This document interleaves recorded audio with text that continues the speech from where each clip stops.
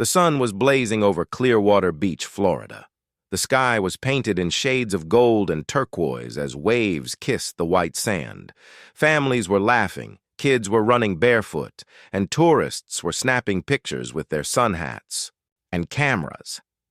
Among them was the Johnson family, Marcus, his wife Angela, and their two children, 9-year-old Isaiah and 14-year-old Naomi. They had driven down from Washington, D.C. for what was supposed to be a week of rest. For Marcus, who worked long, grueling hours, this trip wasn't just about the beach, it was about making memories. His children rarely got to see him outside of his suit and tie, buried in files and investigations. But today, Marcus wore nothing more than swim trunks and sunglasses. To his family, he was just Dad, not the man whose badge carried enormous weight, not the man who could walk into federal buildings with authority, not the FBI special agent who had taken down white-collar criminals, arms traffickers, and corrupt politicians. No, today he was simply a husband and father. They spread out their towels on the sand. Angela was unpacking snacks. Naomi scrolled through her phone. Isaiah built sand castles with wet sand that clung stubbornly to his fingers. Marcus smiled, taking it all in. That was when the first shadow fell over them. Two uniformed police officers approached. Sunglasses reflected the sunlight, their hands already hovering near their holsters. Their patrol car was parked awkwardly on the edge of the boardwalk, as if they had rushed to the scene. "Excuse me," one officer barked, his voice carrying an edge. "We've had some complaints. What are you doing here?" Marcus looked up, confused. "What are we doing? We're on vacation, just enjoying the beach like everyone else." The officer smirked, tilting his head toward the cooler Angela had brought. "Funny, we got a call about people loitering, possible theft. You wouldn't happen to have anything in there that doesn't belong to you, would you?" Angela froze. Her hand tightened around the juice box she had just handed Isaiah. Naomi's phone trembled slightly in her hand as she whispered, "Dad." Marcus kept his tone calm, steady. "Officer, this is our cooler. These are our belongings. We're not bothering anyone." But the other cop, younger, more eager, stepped forward. "I don't think so. We've had reports of suspicious activity all morning. You all match the description." Marcus's eyes narrowed. He knew exactly what this was. Not about theft, not about loitering. The description was their skin. The first officer folded his arms. "I'm going to need to see some ID. All of you." Angela's voice shook. "We're here with our children. Do you stop every family at the beach?" The officer sneered. "Ma'am, don't make this harder than it has to be," Naomi whispered. "Mom, they're staring at us like we're criminals." Marcus pulled his wallet slowly, deliberately, aware of every move. He handed over his driver's license. He didn't reveal the other card, the one that held far more weight than a driver's license. Not yet. The officer glanced at it, then scoffed. "Marcus Johnson. Out of state, huh? D.C. don't look like you belong here." That word, belong. It stung, though Marcus had heard it before. The second cop radioed something in, then suddenly ordered, "Stand up, all of you. Hands where I can see them." Isaiah's sandcastle collapsed under his tiny hands as fear spread across his face. "Daddy, what's happening?" Angela's voice cracked. "This is harassment. We haven't done anything." "Ma'am," the younger cop snapped, "keep your voice down or you'll be arrested for disorderly conduct." Marcus felt his pulse quicken. His instincts screamed at him to de-escalate, to protect his family.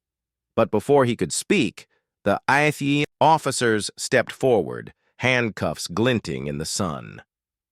With stunned tourists watching, the Johnson family was forced up. Angela's wrists were cuffed, her protests falling on deaf ears. Naomi's phone was snatched from her hands as she tried to record. Isaiah cried as an officer grabbed his small arm, twisting it unnecessarily. That was it. Something inside Marcus snapped. He had endured enough. "Stop!" he thundered, his voice commanding in a way that silenced even the onlookers. Both cops froze. The older one sneered. Or what? You think yelling is going to save you? You people never learn. Marcus's jaw tightened. Slowly, deliberately, he reached into his pocket. Not for his phone, not for his wallet, but for the black leather badge case that had sat there silently the whole time. With one swift motion, he flipped it open. The gold glint of the FBI crest caught the sunlight. The crowd gasped. The officers' faces drained of color. "My name is Special Agent Marcus Johnson," he said, voice like steel. "Federal Bureau of Investigation." He stepped forward, his presence suddenly towering over them. "You just unlawfully detained my family on false pretenses. You've traumatized my children. You've humiliated my wife. And you've disgraced your badges." The cops stammered, their arrogance collapsing.